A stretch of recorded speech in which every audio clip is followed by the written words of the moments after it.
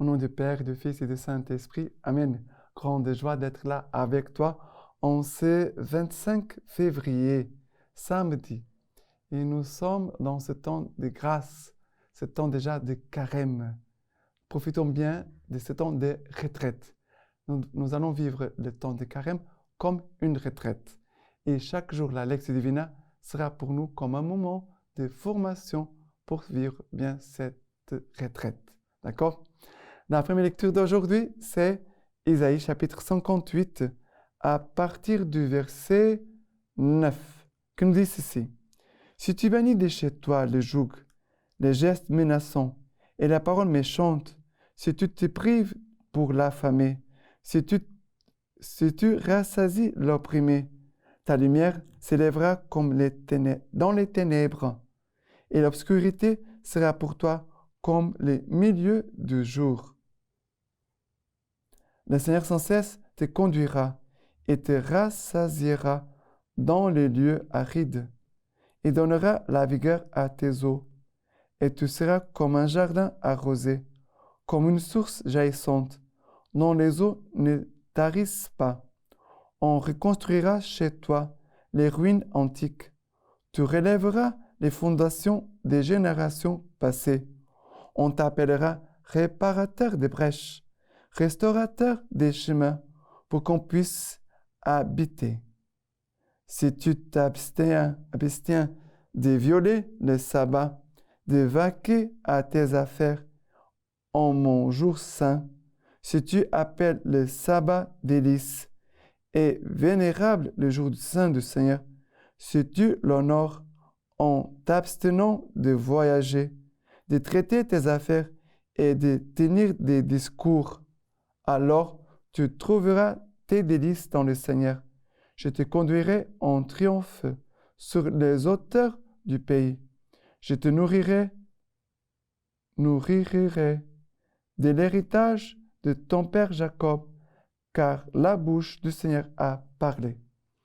Si vous regardez bien, ici, il y a de grandes grâces, mais il y a aussi des actions de conversion. Ça veut dire, il y a un point de pratique et une grâce à recevoir. Une grâce, quelque chose à mettre en pratique et une grâce à recevoir. Alors le Seigneur nous dit, si tu bannis de chez toi le joug, les gestes menaçants, les paroles méchantes, si tu te prives pour l'affamer, si tu rassasies l'opprimé, alors qu'est-ce qui se passe? Ta lumière s'élèvera dans les ténèbres, l'obscurité sera pour toi comme les milieux du jour. Le Seigneur sans cesse te conduira et te rassasiera dans les lieux arides et donnera la vigueur à tes eaux. Et tu seras comme un jardin arrosé, comme une source jaillissante dont les eaux ne tarissent pas. On reconstruira la lumière du Seigneur, viendra t'éclairer, le Seigneur te conduira, le Seigneur te donnera vigueur, tu seras comme une source jaillissante et on reconstruira chez toi les ruines antiques. Ça veut dire que le Seigneur, ce qui en toi est tombé en ruine, a été détruit, le Seigneur va faire remonter à nouveau, reconstruire, rebâtir à nouveau. Et le Seigneur dit, on t'appellera réparateur des brèches, restaurateur des chemins, pour qu'on puisse habiter, Le Seigneur veut réparer les brèches en nous, par où le péché et le mal est entré. Le Seigneur veut réparer ces brèches. Et le Seigneur veut rebâtir les ruines, tout ce qui a été détruit par le péché, par le mal. Le Seigneur veut reconstruire à nouveau. Et le Seigneur veut restaurateur des chemins, pour qu'on puisse habiter. Restaurer les chemins, c'est pour permettre à la personne d'avancer plus rapidement. Un chemin tortueux, plein de trous, c'est difficile d'avancer, de marcher. On n'avance pas rapidement. Mais un chemin bien préparé, un chemin bien restauré, alors la personne pourra avancer plus rapidement. Voilà, il faut acquérir les grâces. Les grâces au niveau de la vie fraternelle, la grâce au niveau spirituel dans ton âme, mais aussi au niveau du jour du Seigneur. Le dimanche, c'est le jour du Seigneur pour nous. Le Seigneur te nourrira. Le Seigneur dit, je te nourrirai. Je te nourrirai de l'héritage de ton père Jacob. Car la bouche du Seigneur a parlé. C'est une promesse que le Seigneur nous fait à chacun de nous. D'accord? Maintenant, le psaume d'aujourd'hui, c'est le psaume 86, à partir du verset 1. Ton oreille, réponds-moi, pauvre et malheureux que je suis. Garde mon âme, car je suis ton fidèle. Sauve ton serviteur qui a confiance en toi. Tu es mon Dieu, pitié pour moi, Seigneur. C'est toi que j'appelle tous les jours.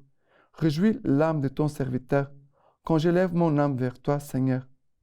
Seigneur, tu es pardon et bonté, plein d'amour pour tous ceux qui t'appellent. Seigneur, entends ma prière, attentif à la voix de ma plainte. Ici dit, tends l'oreille, Seigneur, et réponds-moi. Pauvre et malheureux que je suis. Nous demandons au Seigneur de nous écouter, mais le Seigneur aussi nous invite, nous aussi, de l'écouter. Le Seigneur nous demandons, Seigneur, écoute-moi. Et le Seigneur aussi va nous dire aussi à chacun de nous, écoute-moi aussi. Et après, le Seigneur nous dit, le Seigneur, tu es pardon et bonté, plein d'amour pour tous ceux qui t'appellent. Seigneur, le Seigneur est pardon et bonté, plein d'amour pour tous ceux qui t'appellent. On pourrait dire aussi, je dois devenir pardon et bonté, plein d'amour pour tous ceux qui m'appellent.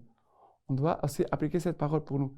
Le Seigneur est cela pour nous, mais nous devons aussi être cela pour les autres. D'accord? Et maintenant, l'évangile d'aujourd'hui, c'est l'évangile de Luc, chapitre 5, à partir du verset 27. Après cela, il sortit, remarqua un publicain du nom de Lévi, assis au bureau de la douane, et lui dit, « Suis-moi ». Et quittant tous et se levant, il les suivait. Lévi, lui, fit un grand festin dans sa maison, et il y avait une foule nombreuse de publicains et d'autres gens qui se trouvaient à table avec eux. Les pharisiens et leurs scribes murmuraient et disaient à ses disciples, « Pourquoi mangez-vous et buvez-vous avec les publicains et les pécheurs ?» Et prenant la parole, Jésus leur dit, « Ce ne sont pas les gens de bonne santé qui ont besoin du médecin, mais les malades. Je ne suis pas venu appeler les justes, mais les pécheurs au repentir. » Le Seigneur, il dit, j'appelle les pécheurs au repentir. Ça veut dire que pour commencer un chemin de conversion, nous devons demander la grâce du repentir. Quelle est la grâce à demander aujourd'hui? La grâce du repentir. Le Seigneur, ici, il appelle un Lévi, qui va devenir Matthieu, était un voleur, un traître, quelqu'un mal vu par son peuple. Il était juif, mais il n'était pas bien considéré de son peuple. Mais il va tout quitter, il va suivre Jésus. Il va l'accueillir avec joie. Il va aussi rassembler d'autres personnes pour qu'ils puissent aussi trouver Jésus, trouver la miséricorde. Jésus, c'est la miséricorde. Il vient s'asseoir au milieu de nous, au milieu des pécheurs. Mais Jésus, les gens qui vont réclamer, murmurer, les pharisiens, Jésus va répondre, ce ne sont pas les gens en bonne santé qui ont besoin de médecins, mais les malades. Alors, mais quelle est la plus grave maladie? La plus grande maladie, c'est celle de l'âme, de péché dans l'âme, de péché enraciné en nous. C'est là la chose plus grave. Et Jésus dit, je ne suis pas venu appeler les justes, mais les pécheurs au repentir. Alors, le premier pas, nous sommes à la veille du premier dimanche de Carême. Le premier pas à faire, c'est demander la grâce de repentir. Demandons la grâce de repentir. D'accord? La lecture patristique d'aujourd'hui de Saint Irénée. Notre Seigneur, le Verbe de Dieu, a d'abord amené les hommes à Dieu pour qu'ils soient ses serviteurs, puis il a libéré ceux qui lui étaient soumis, comme il le dit lui-même à ses disciples.